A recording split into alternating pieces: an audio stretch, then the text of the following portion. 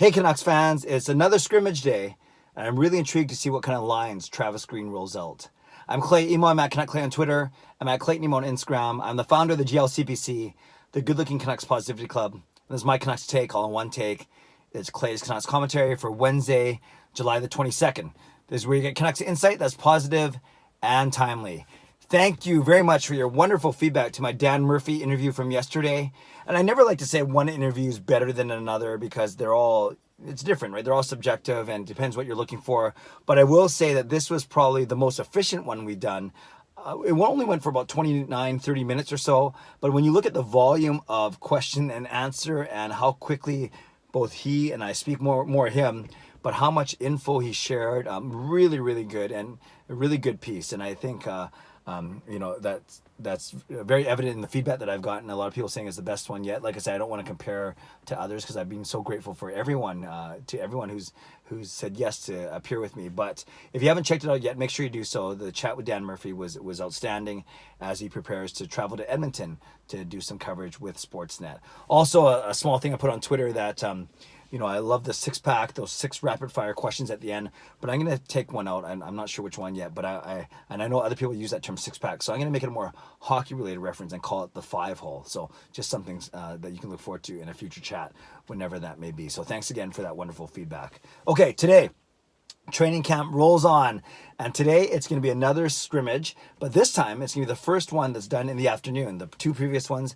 have been at 7 o'clock in the evening, but we know, and I'll get to this in a second, we know that some of the times for the games could be afternoon times or late morning times or whatever it may be. So they're doing it at 3:30. I just realized how crooked my there. They're doing it at 3:30 today because we know that could be one of the 4 possible start times for Vancouver Canucks games. So I'll say it now quickly so I can get it out of the way. The Canucks actually 2 weeks ago released a schedule that they thought they'd have for their 5 games. A 7:30 start, then 3:30, 3:30, 7:30, 7:30 in that order.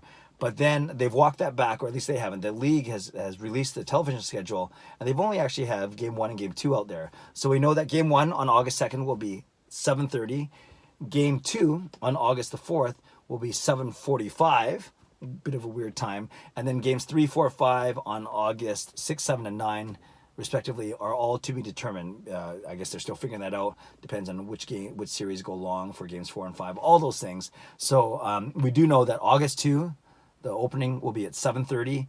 And then August 4 will be at 7:45, and those are considered Vancouver Canucks home games, whatever that turns out to be, aside from getting the last change. So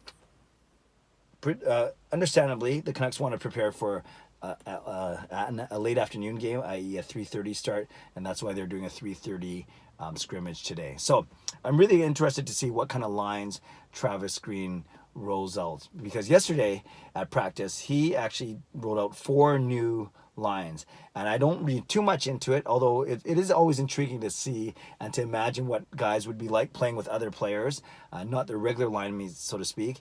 But it's still early enough in training camp where I don't see this being a big deal. Now, if he uses similar lines in the scrimmage and then at tomorrow's practice, then I think we can start talking even a little more, or start believing more in these. But I truly think it was just a different look to keep guys sharp, keep guys fresh, make sure they're not stagnant, complacent. Because, like I said, they still have today's scrimmage, a couple more practices, probably one more scrimmage. Then they get to Edmonton, they probably have another practice or 2. So there's still basically a week from today, they play their first exhibition game against Winnipeg. Well, their only exhibition game, and you want to basically have a pretty good idea of your lineup by then, because then it's a quick turnaround. 3 days later, they're starting their series against Minnesota. So the lines yesterday, they kept the wingers together, and they changed all the centers. So it doesn't matter if it's first, second, or third line. I usually go by the centers, but when you look at the players, that's probably not the best way to do it, because really the way they lined up was Pettersson, who's between Pearson and Boeser. So that was kind of interesting. Then you have Horvat, our second line center, between Roussel and McEwen. And our third line, which is very intriguing, Gaudette, between Miller and Toffoli. So you can see how those 3 pairings of wingers all swapped. Again, it was Pettersson with Pearson and Boeser, Horvat with McEwen and Roussel, and then Gaudette with Toffoli and Miller. And then your fourth line had Jay Beagle with Tyler Mott and Michael Ferland, which was nice to see him getting reps with an actual line. That means your extra forward skaters were Virtanen, Eriksson, and Sutter. So let's talk about these really quickly. Again, I'm not going to read too much into it. Usually keep the wingers together. Usually keep pairs of players together, whether it's a center and winger or the two wingers. So I really think it was just Travis Green trying to keep things fresh, making sure guys weren't complacent, getting another look just in case he wants to go to a different look during the play-in series.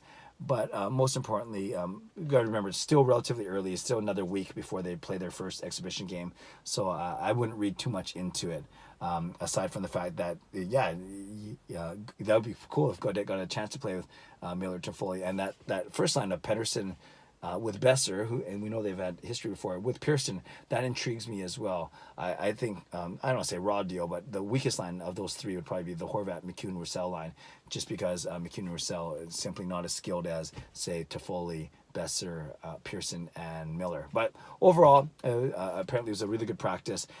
Thing to note, of course, Jake Virtanen, after being displaced from the third line, his regular line during the scrimmage, he is the next day. He is also, not part of the four regular lines. So this, I don't want to make it too big of a story, but it is a story because Virtanen, it seems that he's in danger of losing a spot to Zach McEwen, but I'm not declaring today on July 22nd that Zach McEwen has taken Jake Virtanen's spot, because Virtanen is a lot more experienced, has more offensive ability.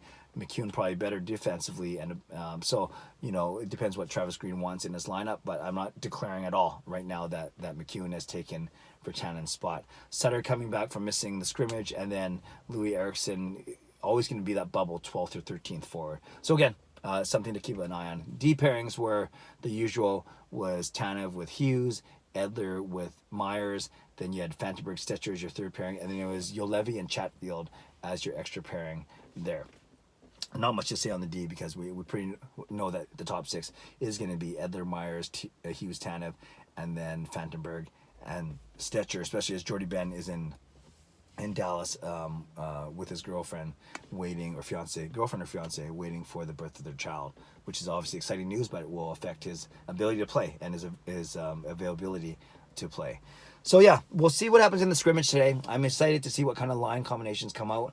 Not to read too much into it, but it's always a good talking piece, and people always seem to be very interested in it. And yeah, it's one thing to say, whoa, why are you reading into lines? Last week I would say don't read into lines too much, because that was with 3 weeks of training camp and exhibition. Now we're into the second week already. Now you can start to ask more questions. But at the very same time, Travis Green, in his very first practice, like he does usually in training camp in September, he came out with line combinations that he could see working and see sticking with. So I really think yesterday was just a bit of a deviation. A couple other things I want to touch on really quickly. There's this talk about this dress code. Minnesota Wild actually came out with a story. Michael Russo of the Athletic came out saying that they are going to have a dress code. Other teams are not going to have a dress code. PD was in the media saying he hopes there's no standardized dress code, because he wants to be able to show his fashion and his flair. Although it's only going to be like for a quick picture or a quick TV shot, because if they're in the bubble in Edmonton, they're basically walking from the arena, from their hotel to the arena, and maybe not in public. So really, it's not for public to see. It's just maybe for him to feel good, to feel confident, to look good, and then maybe get a couple pictures and a couple B-roll footage from video cameras taken of him. So that's an interesting thing to keep an eye on. It's just whether or not the Vancouver Canucks are going to institute a dress code or not. Another interesting thing from practice was Brock Boeser changed the flex and the curve on his hockey stick, on his blade. He's had the same curve since Pee Wee, that he said, but yesterday he tried to go to a bit of a bigger curve and a bit more of a flex, going from an 80 flex to a 90 flex. If any hockey players out there know what I'm talking about, obviously giving a higher number, giving a bit more flex, and it's the same type of shot, same type of blade and flex that Austin Matthews uses. So Boeser said he liked it. Maybe he wants to just cover all bases to make sure he's able to score right away. I wouldn't even say he's coming out of a scoring slump, but rather that he wants to be able to have an impact and score right away once the games get going for real. And by all accounts, he's been one, if not the best forward on the ice for the Canucks He hasn't scored yet, but he's skating really well. And all the highlights I've seen, he's been really dominant in the offensive zone, especially with his speed, with his confidence. Yeah, it's great to see, because Boeser's never been the fastest skater, but when he does move, and when he's efficient with his movement, he's quick enough, and you can notice him. And couple that with a really good release. Obviously, on a shot, we're excited about that. Lastly, I want to talk about quickly is the power play units. And looping back to Jake Virtanen, we know that the first unit with Toffoli, basically unseating Boeser, it's Toffoli, Miller, Pettersson, Horvat, and Hughes, right? The big five there. Boeser gets dropped to the second power play unit. But the interesting thing there was that Anton Roussel took Jake Virtanen's spot. I'm not sure how much Roussel can bring to a power play, but our second unit has Boeser, Pearson, Gaudette as your center, Roussel, and Edler as the point man. So instead of Jake Virtanen in there, it was Anton Roussel. Again, not going to read too much into it yet. We're still a week away from the first exhibition game, but that'll be something to keep an eye on. Not so much in the scrimmage. There's no power plays in the scrimmage. Rather, when they get back to regular practicing, whether it's tomorrow or Friday. So a few things to talk about, Canucks fans. I guess the question of the day would be, I know we talked about a lot of things, power play, dress code, flex on Boeser stick, and line. So the question of the day today, let's do two. Let's say, do you think the Canucks should institute a dress code? So that's my first question to you today. And my second question would be, do you read anything into yesterday's line combos? And if so, why? And if not, why not? So those are the two questions.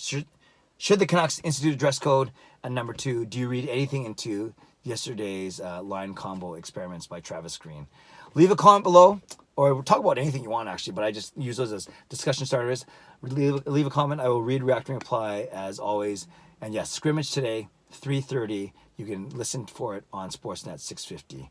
Stay safe, stay healthy, take care of yourselves, take care of each other. I forgot to say, subscribe if you like to, and like this video if you like to. Have a great day. God bless, and go Canucks go.